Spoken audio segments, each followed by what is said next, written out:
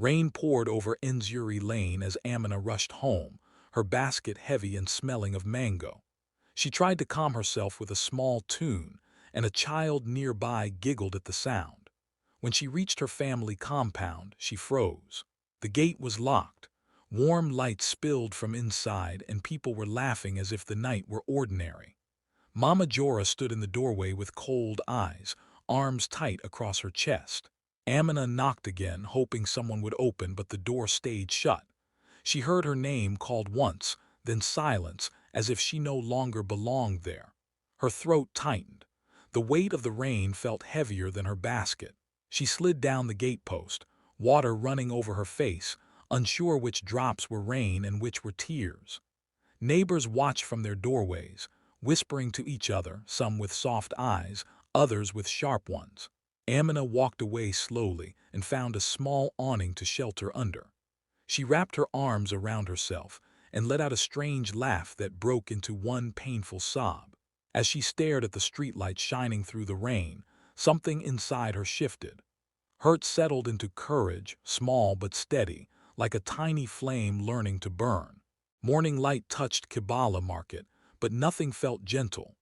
Children pointed at Amina and whispered behind their hands. One of her aunts spotted her from across the stalls and quickly turned away as if Amina carried some kind of shame that could spread. Mama Jora had already told half the neighborhood that Amina had forgotten her place, and people repeated it like it was news worth sharing. Amina kept her chin up and tried to look calm, but her hands shook as she arranged bright tomatoes and long green beans.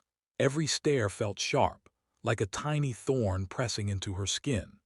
She greeted customers with a small laugh, but the sound came out thin and strange, as if she were pretending to be fine while her heart was still sore from the night before.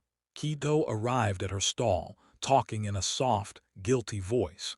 He tried to explain what happened, but even he didn't seem sure of his words. He stared at the ground more than he looked at her. Amina forced a smile and told him she was all right, but inside she felt a heavy mix of anger and disappointment. Her laughter around him had lost its shine. It felt brittle, like it might break if she breathed too hard. By midday she felt tired down to her bones. She sat on a small stoop near a tailor's shop, hoping for a quiet moment. A few old neighbors approached and offered her warm cups of tea. Some shook their heads and muttered that she should have expected such treatment. Others gave her soft looks and gentle sounds of pity. Amina drank the tea slowly, feeling shame sit on her tongue like something sour. She wanted to cry but refused to let the tears fall in front of anyone. As the hours passed, the shame changed shape. It became sharper, clearer, like something inside her had finally woken up. She thought about the locked gate, the laughter inside the house, the way her name was ignored. She thought about her own worth, her own strength, and the kind of life she wanted. She realized she could not keep living where doors closed on her and pride came only from others' approval. That afternoon she went home, but she did not enter the courtyard. Instead, she quietly gathered her small savings from a tin she kept hidden under her bed. The coins and folded notes were not much, but they were hers. She placed them in a small envelope and sealed it with steady fingers. For the first time since the rainy night, her hands did not shake. She held the envelope close to her chest and whispered a promise only she could hear. It tasted like fear because she knew her next steps would not be easy, but it also tasted like courage, warm and new, rising inside her like morning sun after a long storm. She walked out of the house with slow breaths, carrying both her pain and her growing strength. Amina woke before the sun and packed her things with quiet hands. She took only what she truly needed: a few clothes, her small savings, and a thin blanket.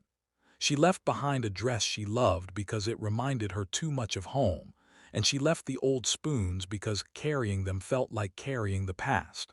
When she stepped out of the house, the air was cool and still, as if the world were holding its breath. She walked to the bus stop without looking back, afraid that even one glance would weaken her resolve. The bus to Mumboka rattled like an old tin, but Amina held onto the seat and counted each stop in her head. 1, 2, 3, each number steadying her heartbeat. At one point, the bus conductor made a silly dance while trying to push luggage into the overhead rack, and Amina let out a sudden laugh. It surprised her, a little bubble of sound that felt almost like hope. She pressed a hand to her mouth, but the laugh stayed warm inside her. In Mboka, she rented a tiny room above a tailor's shop. It was small, but it was hers. She found work mending clothes during the day and later opened a tea stall on the street corner. The money was little at first, but she learned to stretch every coin. She learned how to mix tea strong enough to wake tired workers and sweet enough to make children smile. She learned to balance her books by candlelight, whispering numbers under her breath until they made sense. Nights were the hardest.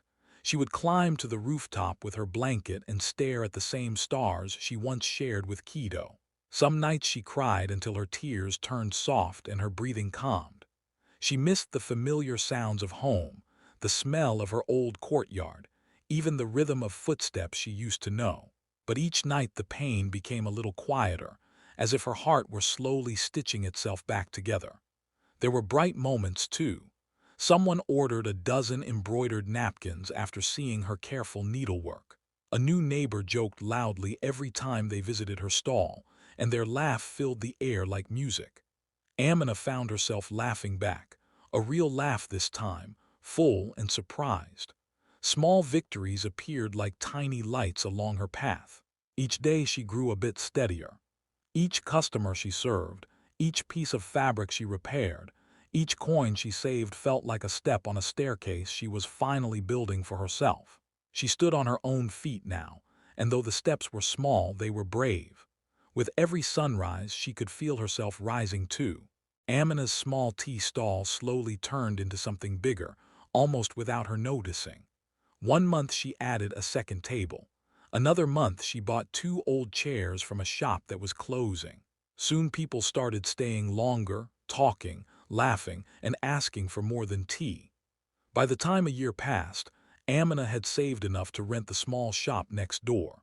She cleaned it herself, scrubbed the floor until it shone, and hung simple braided curtains she made with leftover fabric. She painted a wooden board by hand and wrote the name she had dreamed about for months, the Key House. When she pinned the sign above the door, she felt a light bloom inside her chest. The cafe smelled of warm bread and fresh coffee every morning. Amina's laughter, once rare and shaky, now floated easily through the room. Sometimes she joked with customers and surprised herself with how natural it felt. She hired 2 young women from her old neighborhood, both shy at first, both unsure of their skills. Amina taught them how to roll dough, how to serve tea, how to count change without fear. She watched them gain confidence day by day, just like the bright basil plants she kept on her windowsill. The Key House became a favorite spot in Mboka. Students came to study on mismatched chairs. Couples sat close and whispered their first shy conversations. Old men gathered every morning to read newspapers and clap at headlines they liked. The place felt alive, filled with voices and warmth. People started calling it a second home, and Amina tried to hide her smile every time she heard that. One afternoon, everything changed. A local blogger stopped by, tasted her coffee, took a few photos, and left with a wink. The next day, the post went viral. By evening, a long line stretched down the block. Amina stepped outside, saw the crowd, and froze for a moment. Then she laughed, a happy, breathless laugh that brought tears to her eyes. Her apron collar caught the drops as she wiped her face with the back of her hand. Success felt sharp and sweet.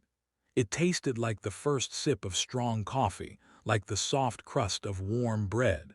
It tasted like all the nights she cried on rooftops, all the mornings she forced herself to keep going.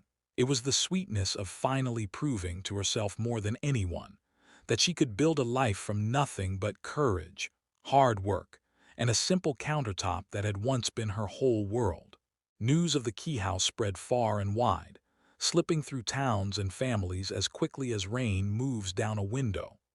One afternoon, a friend from Kido's family visited the cafe, snapped a bright photo of Amina beside her counter, and posted it with a cheerful caption. The picture reached Enzuri Lane before sunset.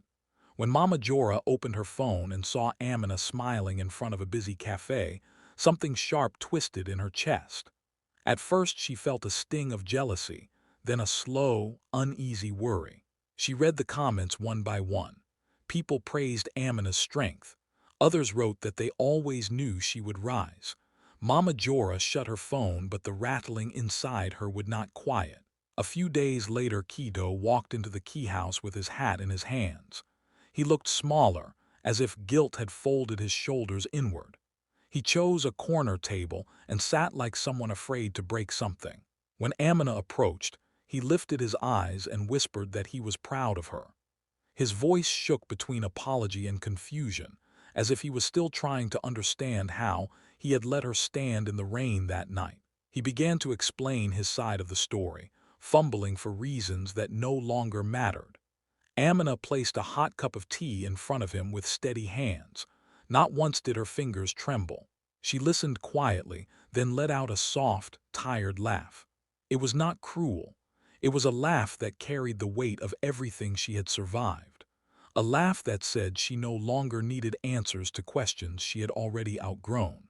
Kido lowered his head, unable to meet her calm gaze. Outside the cafe, hidden behind a curtain in a nearby window, Mama Jora watched them. Her face changed with every passing second. Hurt, pride, worry, something close to regret. She had never imagined the girl she kept out in the rain would one day own a place so full of life. She watched customers line up at the door, watched Amina smile and guide her workers, watched her move with the confidence of someone who had built herself from the ground up. Soon the community began whispering again, but this time the words were different. They spoke of Amina with admiration. They said the woman who was once locked out had become the one who opened doors for everyone. They said strength looked like her. They said the world had shifted. And as evening settled over Mboka, Amina wiped down her counter, unaware that her name was traveling home once more, not as a story of shame but as a story of bright, undeniable triumph. Gossip in Enzuri Lane rose like dust in the wind when people learned that Mama Jora was facing trouble. Old debts, old fights, and old pride had finally caught up with her.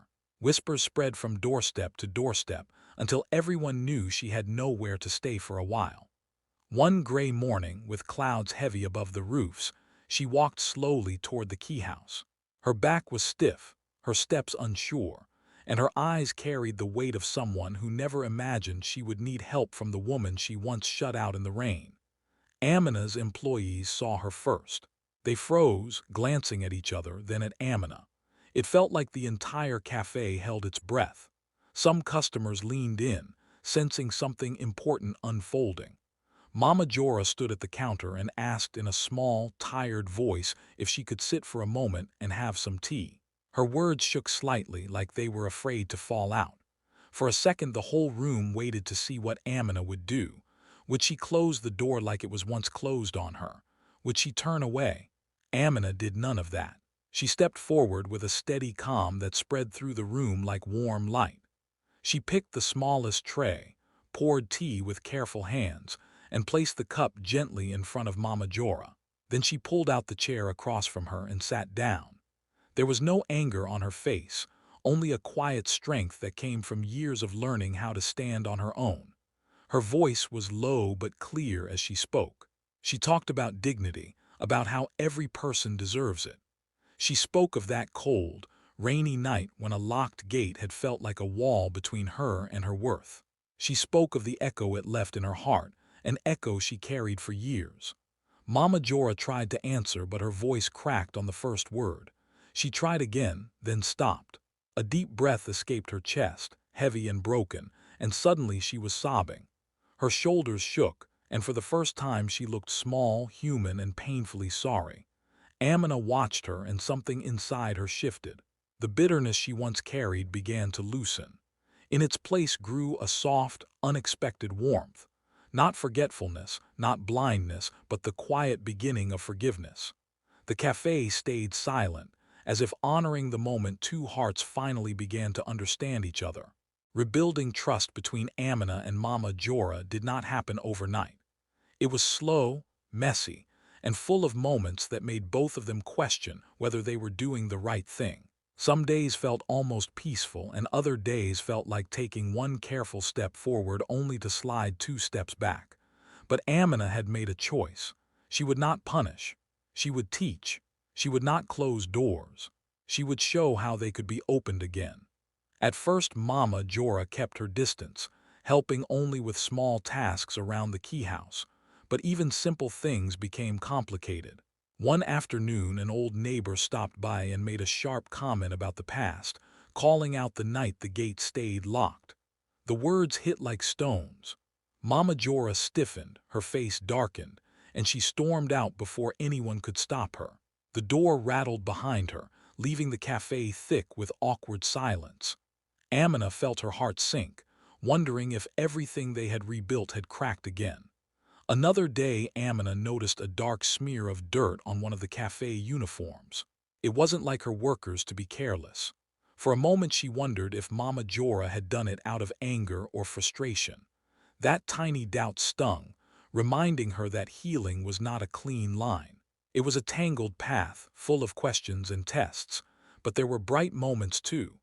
One morning, while wiping down tables, Mama Jora accidentally polished one until it shone. She didn't even mean to. She just kept wiping, lost in thought. When she realized what she had done, she laughed, a small, shy sound that startled everyone. It wasn't the harsh laugh people knew from her old self. It was something softer, almost new.